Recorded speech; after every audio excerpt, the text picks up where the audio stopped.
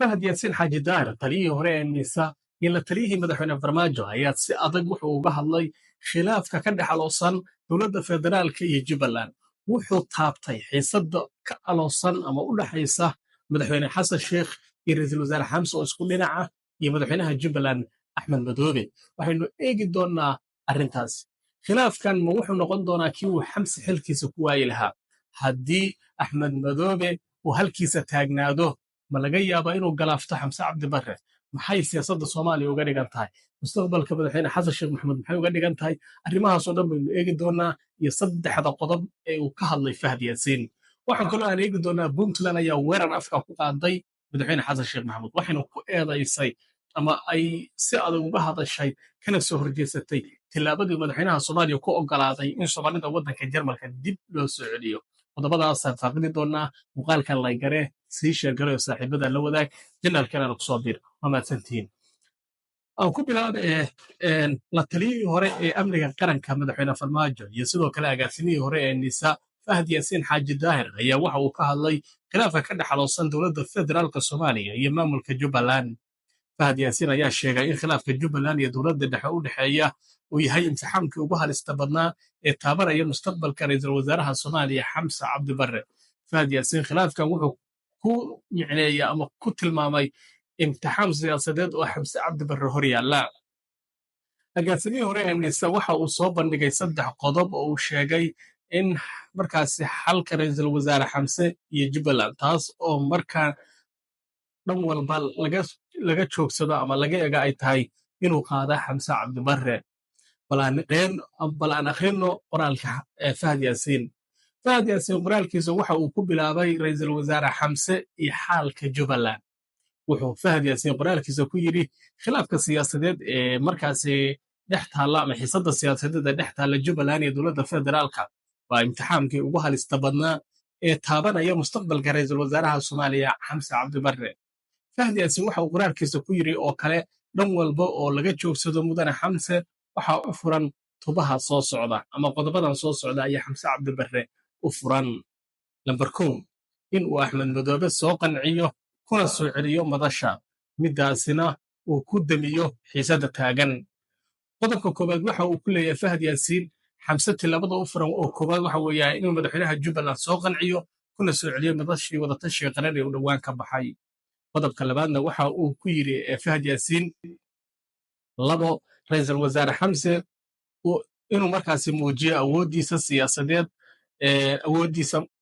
awoodihiisa siyaasad ahaan iyo sidoo kale deegaan ahaan labadaba uuna caddeeyo in jubbaland aysan ahayn xarun siyaasadeed oo axmed madoobe keligiis u furan wuxuu ku leeyahay qodobkan labaad waa mid micno weyn samaynaya oo wuxuu ku leeyahay madaxweynaha ra'iisul wasaaraha soomaaliya waxaa laga rabaa axmed madoobe oo siyaasad ahaan iyo deegaan ahaan iyo awood ahaanba isa siiyo jubbaland in uu markaasi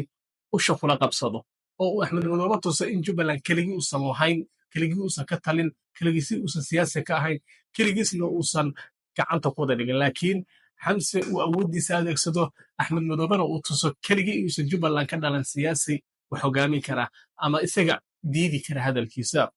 qodobka saddexaad wuxuu ku yidhi fahad yaasiin inuu markaasi ku dhawaaqo inuusan haysan awood dowladeed oo wax ku muquuniyo ama galaangal qaraabanimo oo uu kursigaasi ku sii haysto duruuftana ay ku kalifto inuu noqdo markaasi nabadoon deeqsi ah sidaasina uu markaasi ku sadaqeeyo kursigiisa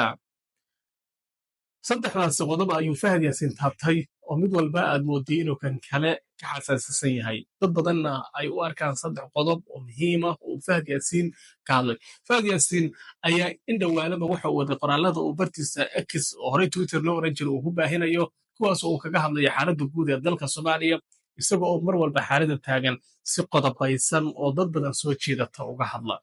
maantana qodobkan ayaa uga hadlayay laakiin dhowr jeer oo hore ayuu axmed madoobe ka hadlay axmed madoobe iyo fahad yaasiin dad badani waxay ku tilmaamaan inay yihiin laba shakhsi oo siyaasad ahaan ciloobay muddadii madaxweyne farmaajo uu soomaaliya madaxweynaha ka ahaa fahad yaasiin oo hadda ka hor wareysigiisii ugu horreeyey bixiyey markii uu xilka ka tegey ama dowladdii isagu uu ku jiray ee farmaajo ay meesha ka baxday wuxuu axmed madoobe ku tilmaamay kansar ku jira dowladnimada iyo siyaasadda soomaaliya wuxuu xilligaasi sheegay in uusan axmed madoobe danaysta yahay wuxuuna sheegay in mar walba uu ka fikiraya tiisa oo keliya cid walbana ay madaxa iyo goradda isdarayaan mar kale waxa uu ku sheegay inuu yahay nin siyaasadiisu ay tahay mid ka duwan siyaasadaha kale oo xilligii laga soo bilaabo maxaakiimtii iyo xilligii shabaabkii iyo xilligii dowladihii soomaaliya mid kasta uu isagu ka adkaaday qolo walba ay isqabtaanna uu ka adkaaday wuxuuna sheegay ama uu xilli ka mida qoraaladiisa ku jiray mar uu yidhi hogaamiyihii shabaab godane oo ka hadlay axmed madoobe ayaa waxa uu ku sheegay inuu axmed madoobe meleg oo keliya uu ka adkaan kara laakiin siyaasi soomaali oo u babacdhigi kara ama qancin kara uusan jirin qodobkaas halkaas noga soo laabanno wuxuuna hadalkaan imaanaya ama qoraalkaan imaanaya xilli ay dhinac walba marka laga eega siyaasadda jubbaland iyo federaalku ay xargaha goosato oo meel adag khilaafkoodu uu marayo waayahay haddii aan ku soconno wararka kale ee isla soomaalidana maalmahan waxaa taagnaa xiisad ama hadalhayn ama carag ka dhalatay qorshe uu madaxweynaha soomaaliya ku ogolaaday in soomaali fara badan oo kumanaan gaarayso oo waddanka jarmalka ku nool dib loogu soo celiyo soomaaliya arrintaas oo ay dadka soomaaliyeed si weyn uga caroodeen shacab oo keliya kama caroon ee dadka ka carooday arrintaasi sida weyn uga soo horjeestay waxaa ka mid ah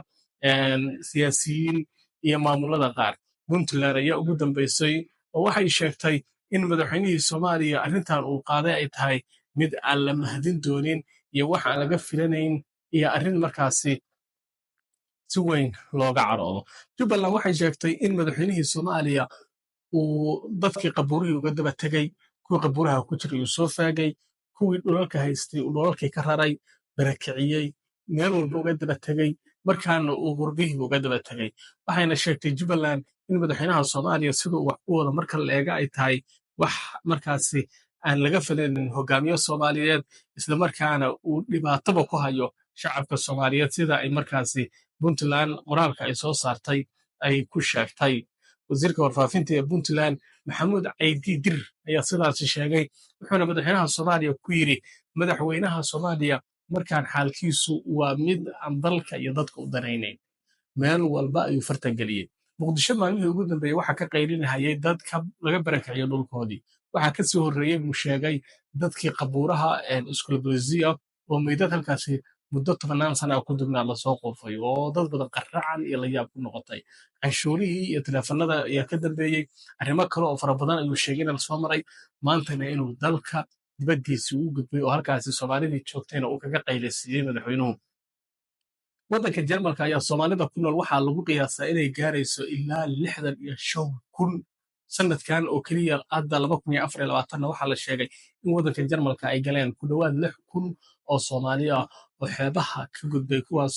oo safarra dhib badan oo aad u buruga badnaa galay islamarkaana eheladoodu ay dhaqaalo badan uga baxday si ay dadkoodaasi ama carruurahooda oo waddankaasi u socda ay u badbaadsan lahayn laakiin dhaqaalo badan iyo magafa iyo dhib walbaba ha mareene waxaa la sheegay inay jarmal joogaan sharcina ay sugayaan mustaqbalna ay halkaasi rabaan inay ka abuuraan laakiin markaa dowladda soomaaliya ayaa waxay leedahay in la soo celiya ayaan doonaynaa waddankiibaa u baahan waddankiibaa fursado ka jiraan dad badani waxa ay ku dhaliileen madaxweynaha soomaaliya in dhibaatada waddanka ka taagan isagoon xallin uu soomaalidaas waddanka duruufaha uga cararay uu doonaya in waddanka u socday waxaana uu ra-iisul wasaarihii hore ee soomaaliya xasan cali khayre uu dhowaan sheegay in dadka dibadda jira intaan loo gudbin kuwa gudaha ku nool ee dhallinyarada ah loo baahan yahay in xal iyo qorshe iyo dhaqaale iyo ajendo loo sameeyo intaasaan kusoo gabagabayn barnaamijkan gaarka ku mahadsan tihiin ilaa iyo halka hadda nala soo gaartay muuqaalkan la gara sii shirgurayo saaxiibada la wadaag janalkanana 70 kulan ku soconaa ee subscribe dhaayo mahadsantihiin